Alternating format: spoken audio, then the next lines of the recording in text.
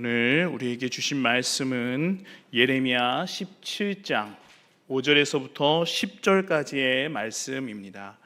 예레미야 17장 5절에서부터 우리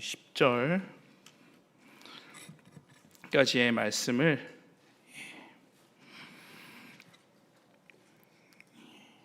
우리 교독하도록 하겠습니다. 제가 먼저 읽습니다. 여호와께서 이와 같이 말씀하시니라. 무릇 사람을 믿으며 육신으로 그의 힘을 삼고 마음이 여호와에게서 떠난 그 사람은 저주를 받을 것이라. 그는 사막의 떨기나무 같아서 좋은 일이 오는 것을 보지 못하고 광야 간조한 곳 건건한 땅 사람이 살지 않는 땅에 살리라. 그러나 무릇 여호와를 의지하며 여호와를 의뢰하는 그 사람은 복을 받을 것이라. 그는 물가에 심어진 나무가 그 뿌리를 강변에 뻗치고 더위가 올지라도 두려워하지 아니하며 그 잎이 청청하며 가무는 해에도 걱정이 없고 결실이 그치지 아니함 같으리라. 만물보다 거짓되고 심히 부패한 것은 마음이라. 누가 능히 이를 알리오마는 다 같이 있습니다. 나 여호와는 심장을 살피며 폐부를 시험하고 각각 그의 행위와 그의 행실대로 보응하나니. 아멘. 우리 금밤 기도에 오신 우리 세상의 소금 염산교회 성도님들 잘 오셨습니다. 기도가 능력인 줄 알고 이 기도의 자리를 지키신 줄 믿습니다. 우리 옆 사람과 인사하겠습니다. 기도가 능력입니다. 아멘. 우리 한 번 더 인사할까요? 하나님께서 들으십니다. 아멘. 너는 내게 부르짖으라. 내가 내게 응답하겠고 너가 알지 못하는 크고 은밀한 일을 내게 보이리라. 하나님께서 우리 성도님들의 기도 들으시고 가장 선하신 때에 선한 방법으로 응답하여 주실 줄 믿습니다.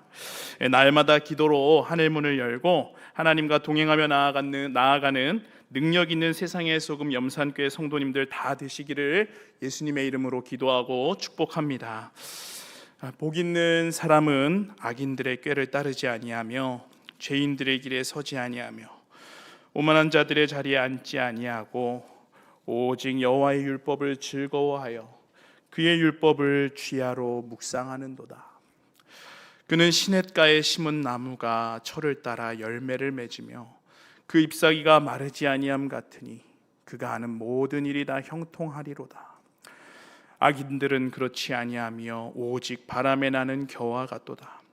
그러므로 악인들은 심판을 견디지 못하며 죄인들이 의인들의 모임에 들지 못하리로다.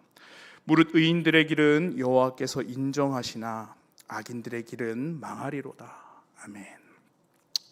한 교회를 방문하였는데요, 이 시편 1편의 말씀이 크게 적힌 이 말씀 액자가 이 벽면에 걸려 있었습니다. 이를 보고 한 성도님은 말씀에 감동이 차오른 나머지 아멘 하시면서 감사와 찬양을 하나님 앞에 올려드렸습니다. 그런데 옆에 한 성도님은 조용히 눈물을 흘리시는 거예요. 깜짝 놀란 저는 눈물을 흘리시는 성도님을 바라보며 어찌된 영문인지 물었습니다. 그러자 성도님께서 답하십니다. 작년 하나님을 영접하지 못하고 죽은 남편이 떠올라서 눈물이 났다고 합니다.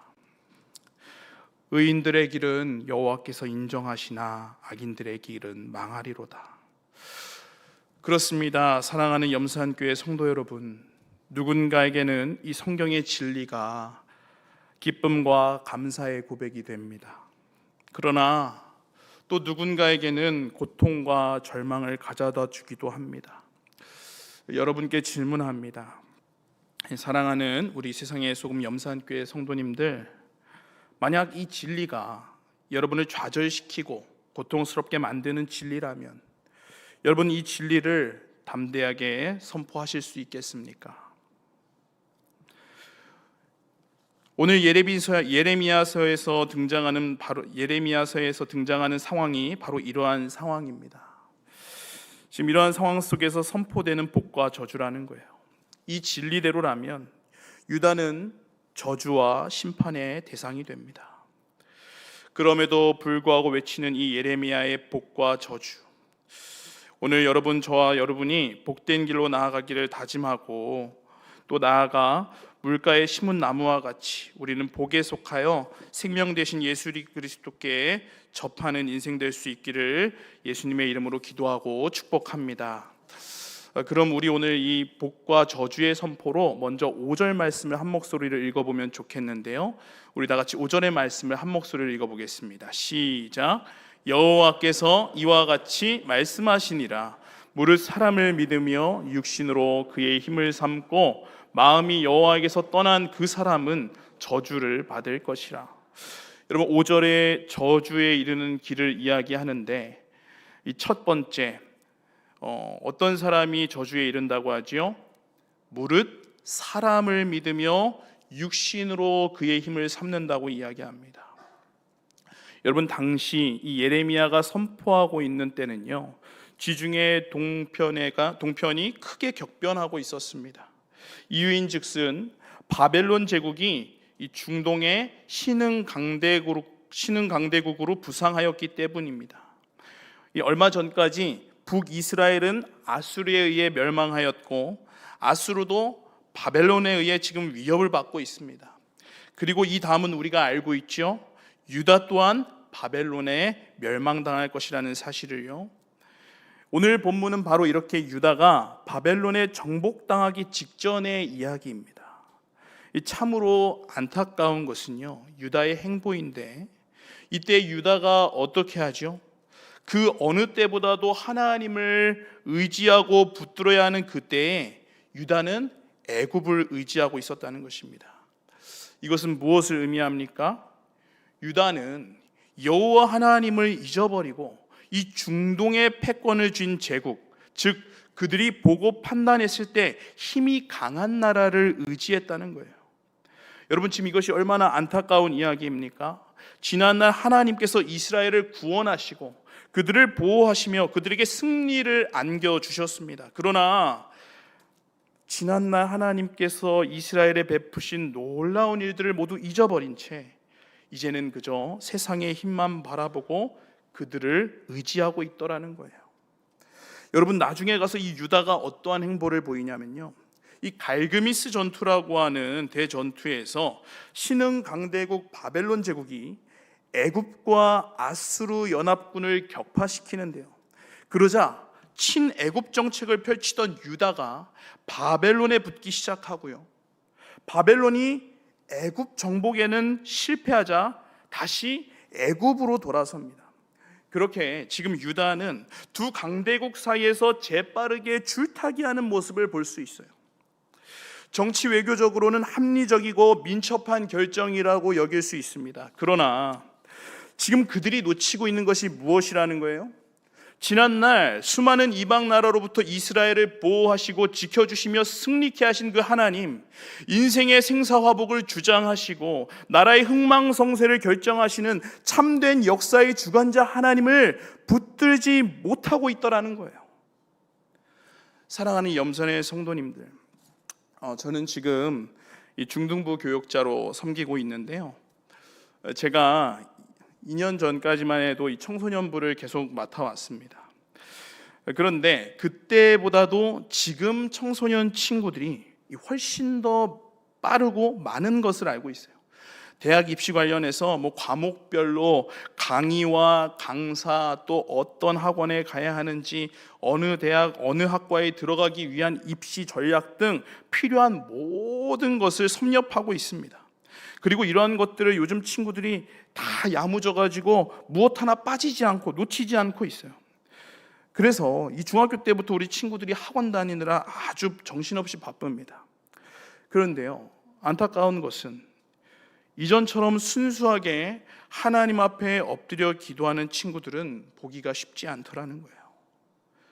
비록 조금 부족해도, 조금 더디더라도 하나님 앞에서 엎드려 울고 기도하는 친구들이 있었습니다. 그런데 요즘에는 정말 잘 기도하는 친구들이 보이지 않습니다. 다 신앙생활은 나중에 대학 가고 나서 그때 하면 된다는 거예요. 야, 너 수련회 왜 못 오니? 물어보면 너무나도 당당하게 이야기합니다. 학원에 가야죠. 무슨 프리패스권이에요. 여러분, 공부해야 합니다. 대학에 가기 위해 열심히 입시 정보 모아야죠. 그러나 정작 우리 각 사람에게 고유한 달란트를 주시고 재능을 주신 창조주 하나님께는 묻지 않고 모든 것을 선택하고 결정하는, 그래서 세상에서 지혜롭게 잘 선택하며 나아가는 것 같은데 정작 그의 삶에 하나님의 일은 경험되지 않는 안타까운 일들이 계속 일어나고 있더라는 거예요. 여러분, 이것은 비단 청소년 친구들만의 이야기가 아닙니다. 청년들도 취업 준비 이렇게 해야 된다, 결혼 자금 준비 이렇게 해야 한다, 주식과 부동산 공부는 이렇게 해야 한다, 투자 이렇게 해야 된다, 자격증과 이력서 준비해야 된다. 어른들이하고도 다릅니까?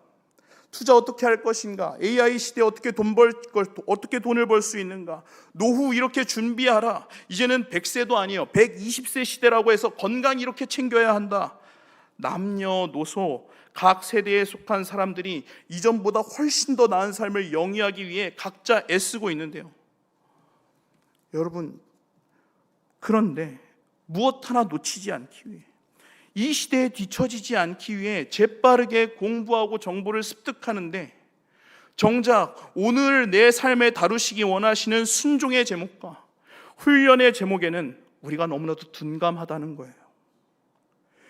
여기저기 주변 사람들에게 연락을 돌립니다. 열심히 정보 수집해요. 그러나 기도의 자리는 지켜지지가 않아요. 전도사님, 그러다 놓칩니다. 그러다 뒤처진다고요. 그렇게 뒤처지지 않기 위해, 기회를 놓치지 않기 위해, 또 점점 가속화되어 가는 이 시대에 더 빨리 선택하고 결정해야 한다는 시대적 압박 속에서 열심히 고군분투하며 살아가고는 있는데 정작 우리의 목자 되신 하나님을 따르지 못하고 있더라는 거예요. 사랑하는 염산의 성도님들, 염산교회 성도님들, 아무것도 염려하지 말고 다만 모든 일에 기도와 간구로 너희 구할 것을 감사함으로 하나님께 아뢰라. 하나님 말씀하시지 않았습니까? 그런데 여러분, 여기서 이 염려의 영어 단어가 worry인데요, 이 영어 원어의 의미를 찾아보면요, 목을 조르다요. 다시 말해 염려를 내버려 두는 것은 내 목을 조이도록 내버려 두는 것입니다. 여러분, 그렇게 진정 지혜로운 사람은 어떤 사람입니까? 우리의 목을 조르는, 우리 영혼의 목을 조르는 염려와 근심의 제목을 하루빨리 하나님 앞에 가지고 나오는 사람이라는 거예요. 저와 여러분, 모든 인생의 문제 앞에서 세상의 방식을 쫓는 것이 아니라 먼저 하나님 앞에 나아갈 수 있기를 축복합니다. 나아가 모든 문제 앞에서 오늘 나를 향한 하나님의 뜻과 기대에 민첩하게 응답할 수 있는 주의 백성 되시기를 예수님의 이름으로 기도하고 축복합니다. 그럼 이어서 저주에 이르는 길 두 번째, 우리 같이 다시 한번 5절 말씀을 읽도록 하겠습니다. 시작. 여호와께서 이와 같이 말씀하시니라.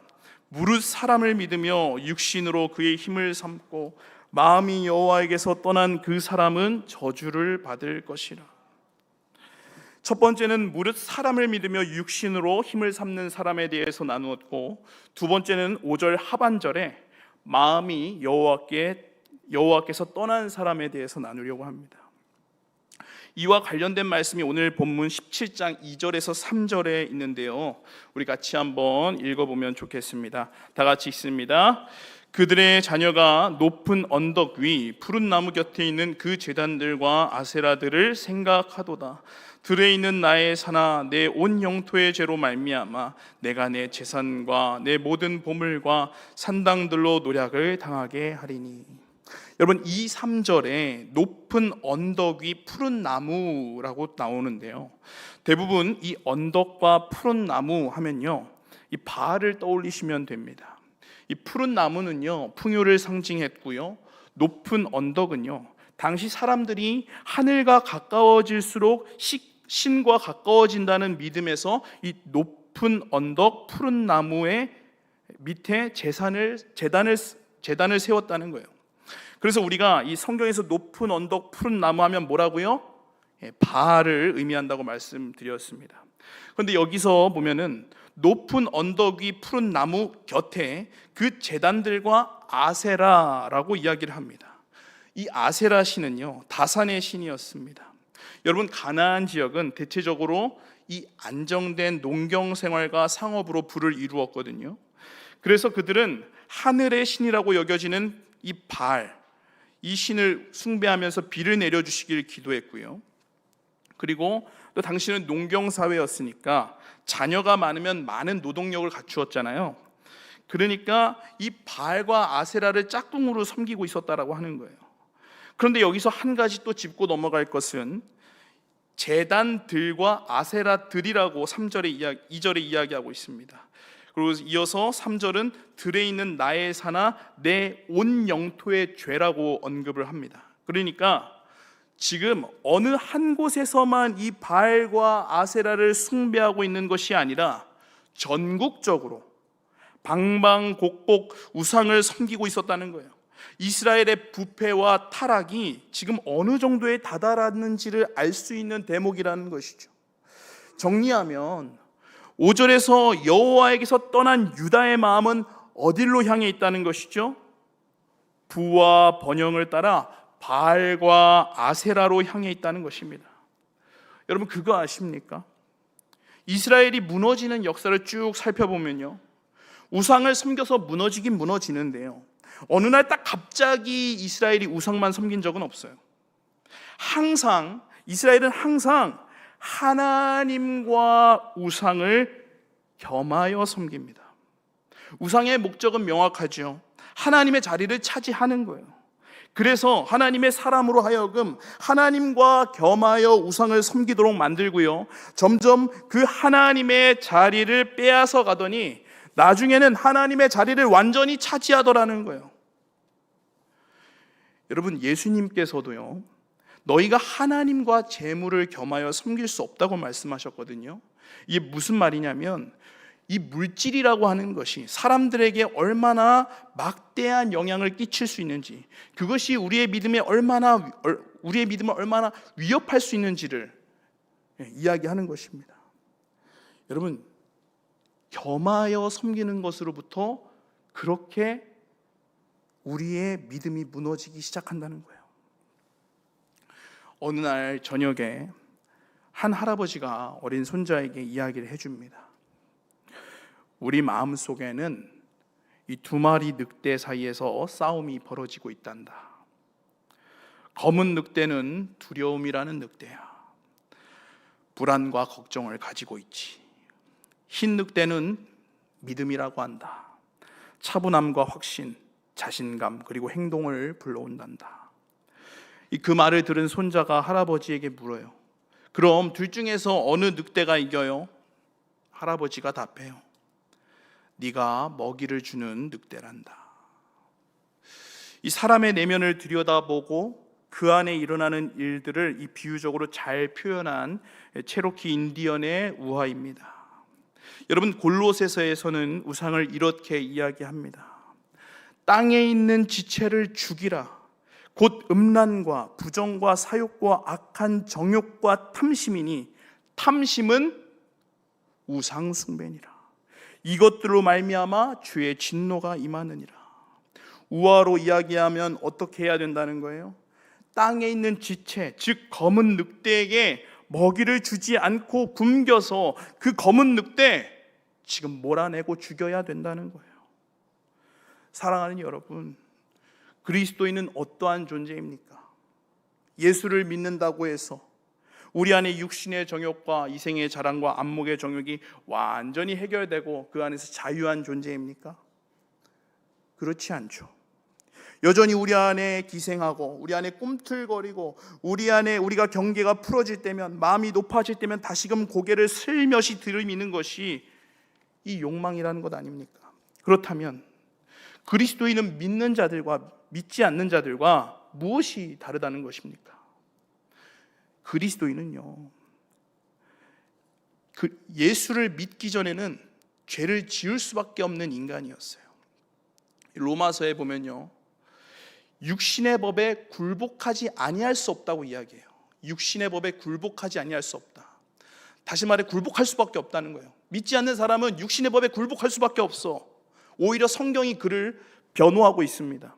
그런데요, 예수를 믿고 나면 죄를 지을 수밖에 없었던 인간이 죄를 짓지 않을 수 있는 힘이 생긴 사람, 그것이 바로 그리스도인이라는 거예요.